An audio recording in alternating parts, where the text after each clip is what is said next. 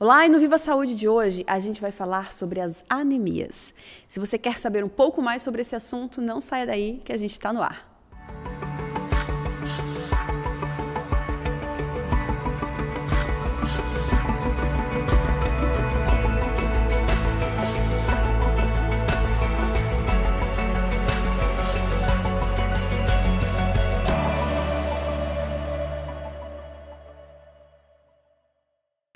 Em nome da Unicred e da Maria Rocha, hoje eu recebo aqui a hematologista, a doutora Flávia Prá, e a gente vai conversar um pouquinho sobre anemias.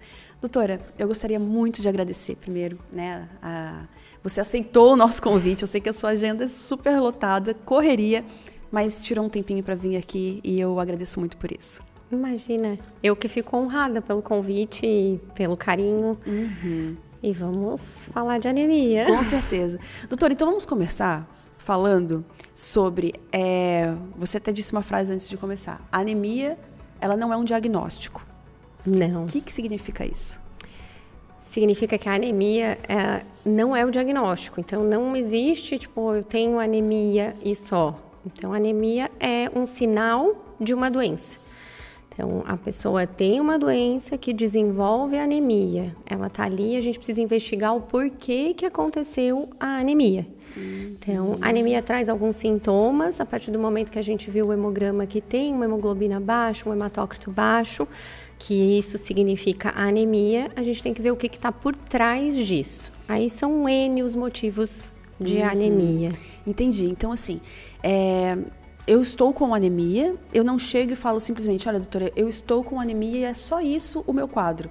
Não vai ser só isso o meu quadro. Ela foi desencadeada por alguma outra doença. E quais são essas doenças que podem desencadear, doutora, uma anemia?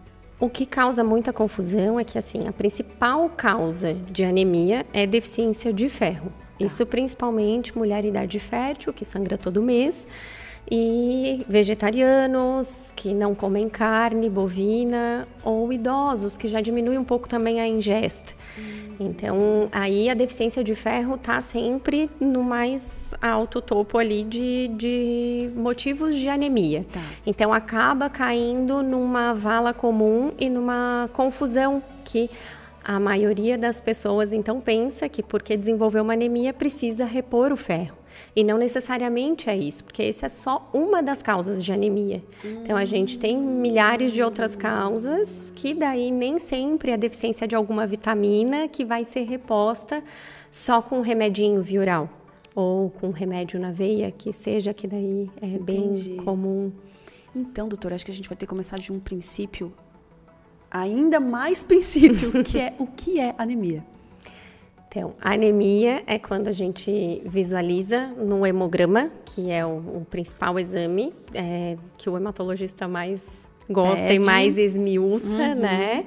Então, é uma diminuição do hematócrito e a hemoglobina. Isso mede os glóbulos vermelhos ali.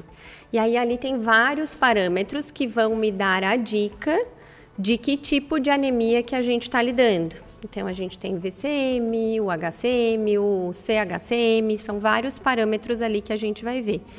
Dito isso, a gente também olha os leucócitos, são os glóbulos brancos, e as plaquetas para ver se tem mais alguma coisa que me diga que tem algum diagnóstico por trás. Se tiver também leucócitos baixos, plaquetas baixas, ou o contrário, vai me direcionar o pensamento para determinados tipos de doença.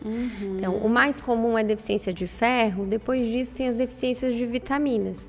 Então, vitamina B12, o ácido fólico também vai causar anemia. E aí, a anemia nesses parâmetros é diferente daquela que a deficiência de ferro causa. Sim. Então, o VCM vai ser alargado ao invés de diminuído, no caso da anemia ferropriva, ferropênica. Né? Entendi. E, doutora, as plaquetas, os glóbulos, enfim, o que eles ajudam no nosso corpo? O que eles fazem? Eles são uma defesa e quando eles baixam, o nosso corpo fica mais debilitado? Com certeza, quando abaixa, o nosso organismo fica mais debilitado. Então, os glóbulos brancos, que são os leucócitos, são as células de defesa contra qualquer micro-organismo que entre no nosso corpo, né? Então, leucócitos, daí ali para baixo, depois dos leucócitos totais, a gente vai ver quais leucócitos compõem esse número, né? Que daí tem os segmentados, que são as células de defesa contra a bactéria, tem os linfócitos, que são as células de defesa contra vírus, aí os eosinófilos contra parasitas. Então, aí o hematologista, o médico clínico geral, tem que estar sabendo mais ou menos o que está aumentado para conseguir lidar com aquela determinada condição. Então, quando abaixa, realmente a imunidade pode cair, né? Tem algumas pessoas que têm já o nível um pouquinho mais abaixo, então não necessariamente é uma patologia, mas quando sai fora daquela curva de nível de referência, o ideal é que seja investigado para que daí a gente tenha certeza do que a gente está lidando. As plaquetas, por sua vez, são as células que primeiro chegam num local para estancar um sangramento. Então, teve algum corte, teve algum reparo nos vasos sanguíneos que é necessário. Então, as plaquetas são as primeiras células que chegam. E aí, depois dali, o coágulo vai sendo formado. Então, elas têm que se agregarem para poder fechar aquele espaço que está causando sangramento. Então, se as plaquetas estão muito mais baixas, aí sim tem um maior risco de fazer sangramento. Geralmente, só vai fazer sangramento espontâneo quando as plaquetas estão abaixo de 10.000. Né? Então, tem alguns pacientes que acabam se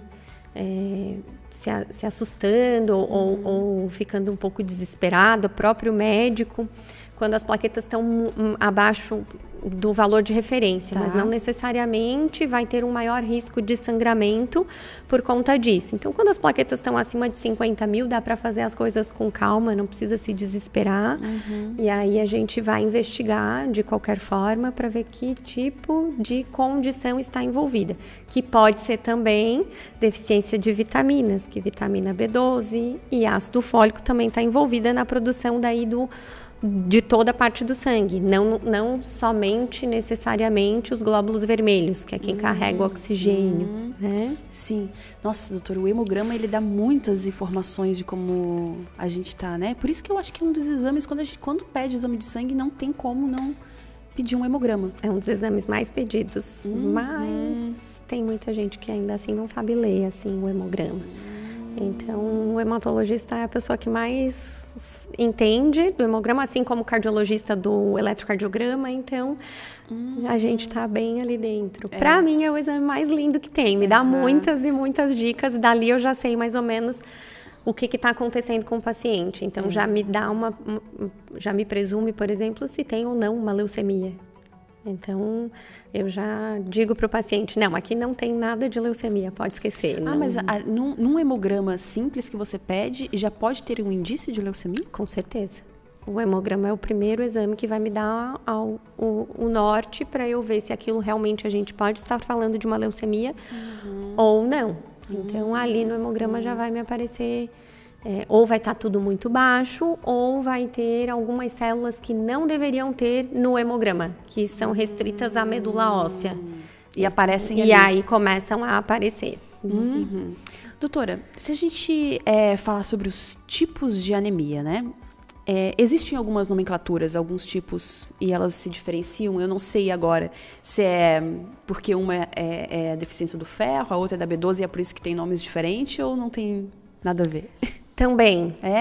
A gente considera a anemia microcítica e hipocrômica aquela que é secundária à deficiência de ferro. Tá. Então, que daí tem uma diminuição do VCM, que é o volume corpuscular médio. Então, o hemograma já vai me mostrar isso.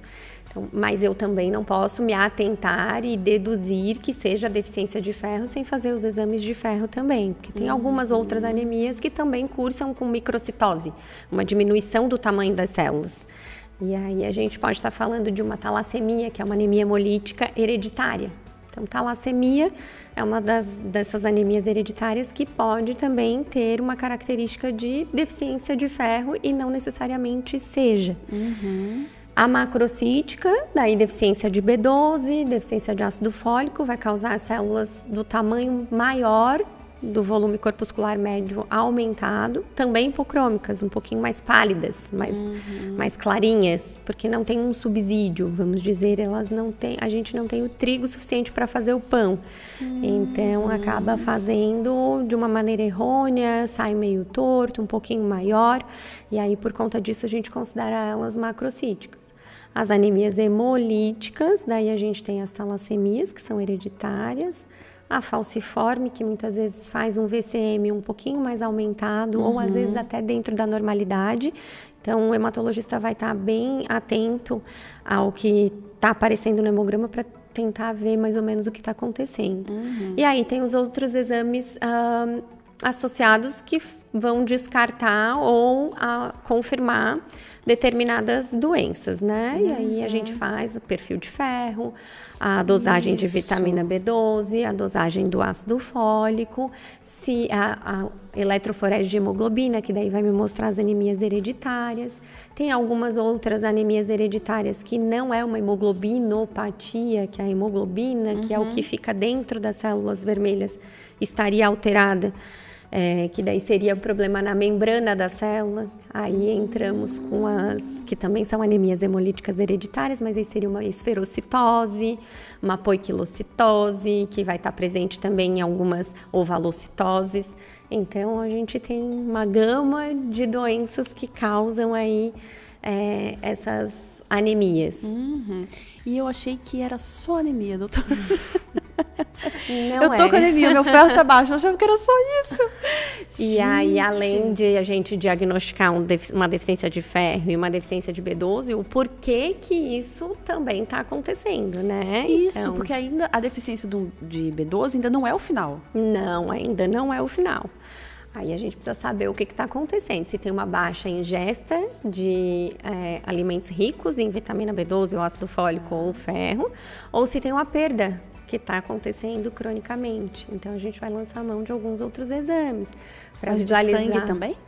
Muitas vezes sim, e outras vezes a gente precisa de alguns exames de imagem complementar também. A gente precisa descartar alguma neoplasia, algum tipo de câncer, alguma gastrite. Muitas vezes essas carências também são secundárias a algumas doenças tipo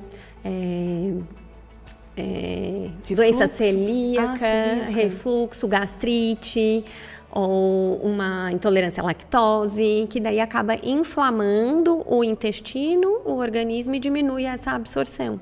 Então, às vezes, a gente precisa lançar a mão de uma endoscopia, colonoscopia, muitas vezes tomografia de tórax e abdômen para descartar qualquer outro tipo de câncer. E se nada for encontrado, não tem deficiências de vitaminas, não tem mais nada nos exames complementares não tão invasivos, aí a gente parte para uma avaliação da medula óssea, para a gente ver se há alguma coisa primária de medula óssea. Mas, doutora, existe, por exemplo, vamos falar da B12. Eu fiz um exame de sangue e minha B12 deu baixa. Aí eu vou lá e suplemento, ou o médico, né, me suplementa. Depois de X tempos, eu vou lá e deu baixa de novo. Como é o parâmetro para eu saber para investigar um pouco mais a fundo, ou só, não, é porque realmente já deu o teu tempo, tu vai ter que suplementar de novo. Como é que funciona? Então, não deu o teu tempo, vai ter que suplementar de novo. O alimento, a ingesta alimentar tem que ser suficiente para manter esse nível. Então, assim, se uma vez aconteceu e repôs, beleza, pode ter sido por alguma diminuição da ingesta de alimentos em determinado período, algum estresse, alguma coisa que fez a pessoa diminuir a quantidade de ingesta daquele tipo de alimento, que geralmente a B12 ela está mais frequente disponível em alimentos ricos, alimentos de origem animal. Então, os vegetarianos, em geral, costumam ter necessidade de repor frequentemente. Então, não adianta ser vegetariano somente. A gente tem que fazer as coisas com propriedade. Então, vai precisar, provavelmente, de uma reposição, sim, continuamente, nesse caso, quando a ingesta é zero. Quando a ingesta é adequada, aí a gente precisa ver a absorção. Então, eu preciso dar uma olhada nessa absorção. Se 2 ou mais vezes já aconteceu de ter deficiência, aí a gente precisa reavaliar a questão da causa. Então, precisa ver a absorção. E a endoscopia é o principal exame nesse caso, no caso de B12 e deficiência de folato. quando que eu procuro um hematologista? Em geral, o hematologista você pode procurar quando tiver uma anemia e tiver na dúvida e pode vir que a gente está ali atento para atender. Mas, em geral, quando o clínico já não deu mais conta daquela anemia, né? Então, tô tratando a anemia, já tem 1 ano, tem um tempo já, eu faço reposição e daí daqui a pouco preciso repor de novo. Passa um período que fica bom e depois acaba caindo novamente. Então, na maioria das vezes é porque não teve a suplementação adequada por tempo adequado. Tá. Porque não é a resolução do hemograma que vai me dizer que eu tô apta, que eu tô ok para suspender a medicação. Então, a partir do momento em que melhorei o hemograma, o hematócrito tá normal, as células estão de tamanho normal e coloração normal, aí eu preciso olhar para o estoque. E aí eu preciso repor o estoque. Não dá para parar de fazer a suplementação simplesmente porque o hemograma normalizou. Porque se o estoque não tiver reposto, daqui a pouco vai começar a faltar de novo. Eu sempre costumo falar para os meus pacientes que é uma prateleira de supermercado. Então, a gente tem a prateleira que está cheia e quem é o consumidor vê a prateleira. E tem o estoque, que daí é quem está ali, né, responsável pelo mercado. A partir do momento que vai consumindo a prateleira, aí vai começando a repor com o estoque. Acaba o estoque primeiro, depois começa a faltar na prateleira. E aí depois acontece a mesma coisa. Quando a gente vai repondo, primeiro a gente repõe a prateleira e depois a gente repõe o estoque. Então é a mesma forma. Sim. Doutora, como é que funciona uma anemia hereditária? Eu tenho um pai e uma mãe que tem a anemia e isso pode me afetar hoje? Como é que funciona? Então, hoje, graças a Deus, o teste do pezinho está bem avançado. Então, a maioria das anemias hereditárias a gente já consegue pegar no teste do pezinho, que a principal delas é a doença falciforme, que é uma das mais dramáticas e mais grave para a gente tratar, né? Então, sim, vem ou do pai ou da mãe, né? E quando vem dos dois, acaba sendo mais forte e mais grave. Então, na questão da doença falciforme ou das talassemias, se vem o gene de um dos genitores, acaba que eu tenho o traço falciforme, ou seja, eu vou ter algumas células dentro da normalidade e outras células com a hemoglobina S, ou com a hemoglobina, quando é outras hemoglobinopatias, tem hemoglobinopatia D, tem hemoglobinopatia C, tem hemoglobinopatia que é a beta, que é da talassemia. Então, eu vou ter uma quantidade de célula com essa hemoglobina defeituosa e o restante das células serão da hemoglobina normal. A1 é a mais comum, a A2 e aí a fetal. Então, a gente tem essa quantidade. E aí, as falciformes e as talassemias, quanto mais avançadas, que a gente tem a talassemia beta minor, tem a talassemia beta intermédia e a major. E aí, cada uma delas tem uma maior gravidade. Ou seja, vai precisar de transfusões, ou vai precisar, pelo menos, estar repondo sempre o ácido fólico, que é bem consumido nessas anemias, porque a partir do momento que eu tenho uma destruição acelerada na corrente sanguínea, a medula precisa também produzir mais e acaba consumindo bastante subsídio. Então, vai estar sempre tendo que dar uma olhada na B12 e no ácido fólico, porque é consumido. Mas isso você diz já desde bebê? Desde bebê. Fez o teste do pezinho, deu alguma alteração, já começa uma intervenção com o bebê? Com o bebê.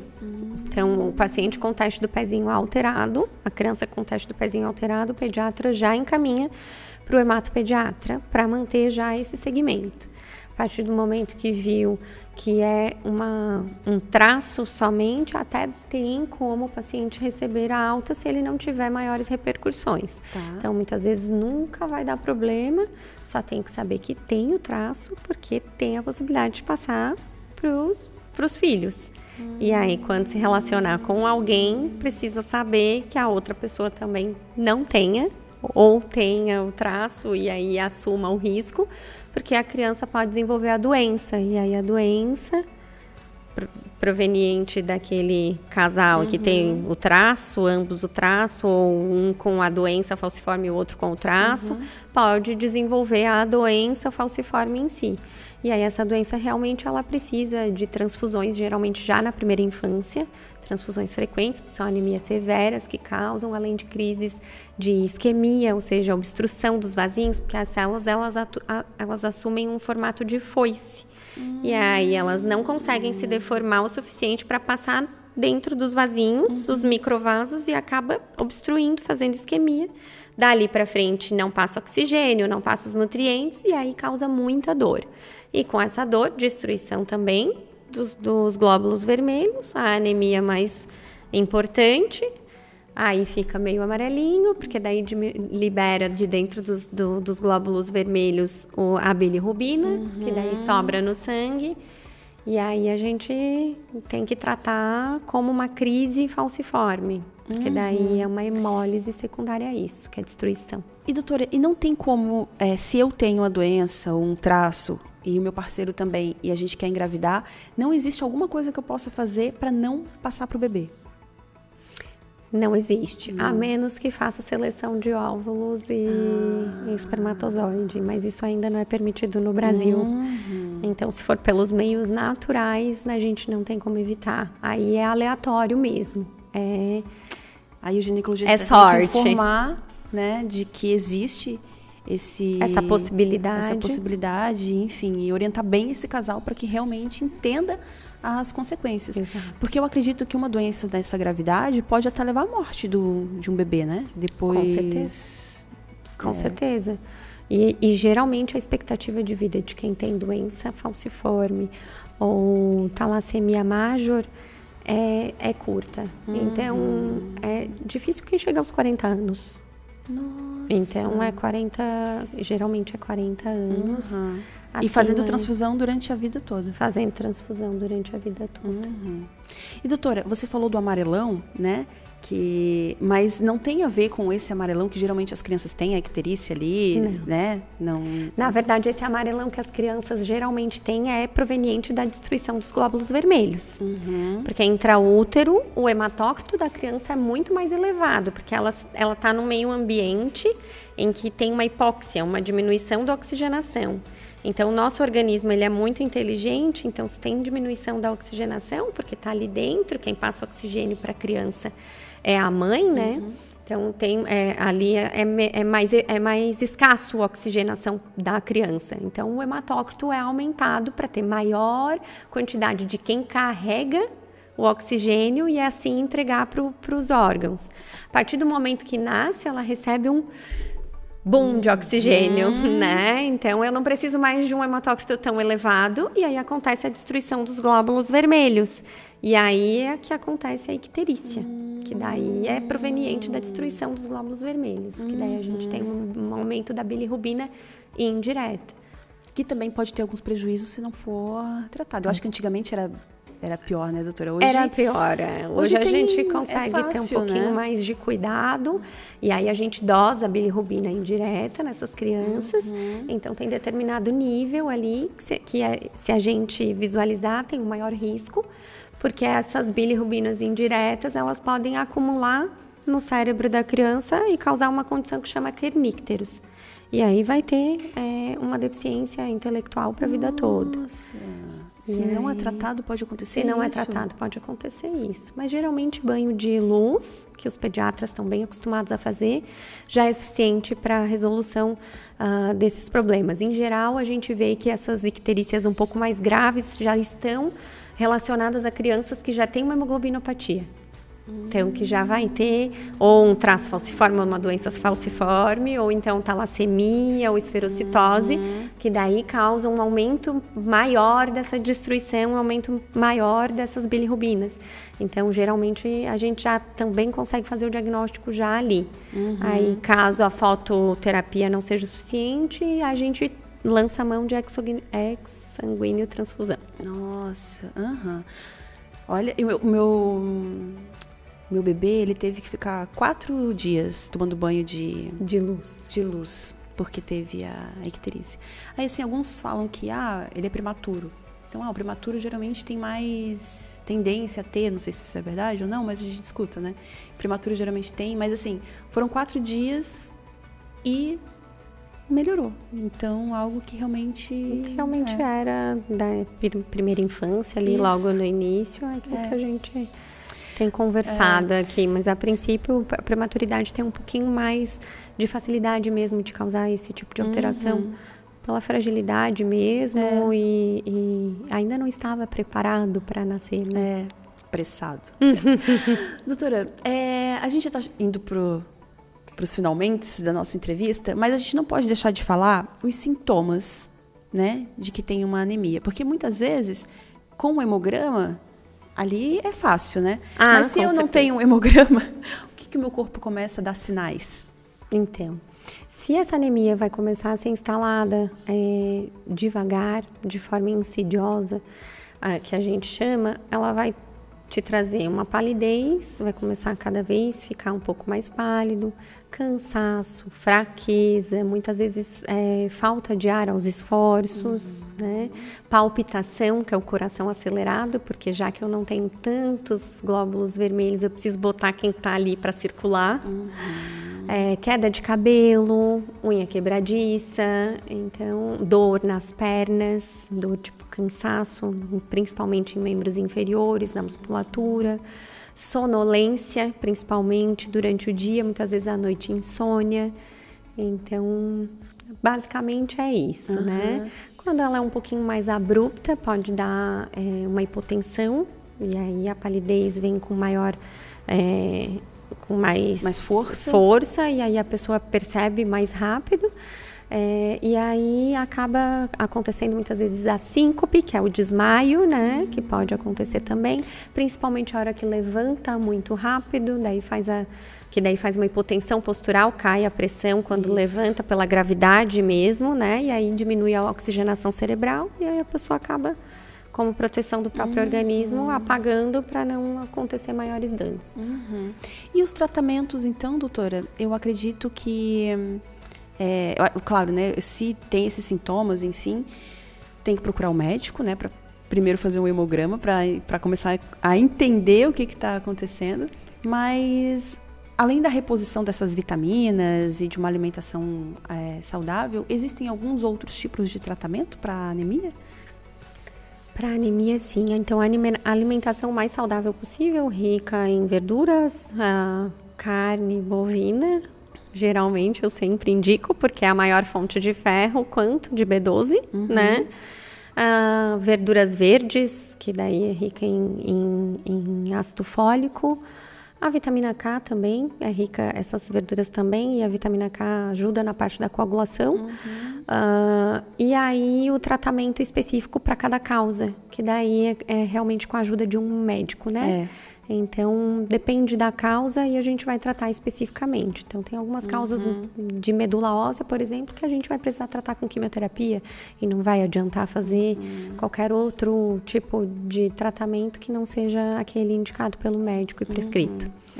E, na verdade, eu até falei tratamento para anemia, mas se a gente for parar para pensar, não seria o tratamento para a anemia, e sim o tratamento para o que está causando a anemia. Exatamente. Aprendi.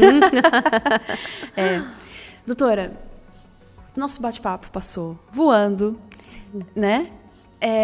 Foi muito, muito, muito, muito importante, eu acho, que você ter aceitado esse convite. Estava bem ansiosa para entrevistá-la, porque Obrigada. São muitas recomendações, muitas pessoas, né, falando muito bem de você. E um excelente profissional. E eu acho que é uma área que muitas vezes as pessoas não conhecem, né? Sim. A gente conhece muito o nosso clínico, nosso ginecologista, né? Mas saber que pode contar com um profissional é muito importante. Então, quero agradecer mais uma vez a sua presença aqui. Imagina, eu que agradeço. E a gente está sempre aberto também para que daqui a pouco se tenha novos assuntos, alguma coisa que vocês queiram falar da sua área, para a gente estar aqui prontos para recebê-los. Não, é sempre importante a gente estar presente. Tem alguns pacientes que chegam para mim e não entendem o que é hematologia. Eu nem sabia que essa especialidade existia. Então, Mas se tu me deixar falando, eu vou falar aqui por 3, 4 dias direto e a gente ainda não encerra o assunto. Então, eu agradeço o convite. Então, sempre que precisar e tal, a gente tenta estar disponível para conseguir fazer esse bate-papo. Então tá, doutora, muito obrigada. Obrigada também. E o Viva Saúde fica por aqui. A gente tem um novo encontro quinta-feira que vem, às 8h30 da noite, pela UniTV e também pelas plataformas de áudio e vídeo da Unimed Tubarão. Espero todos vocês. Até lá!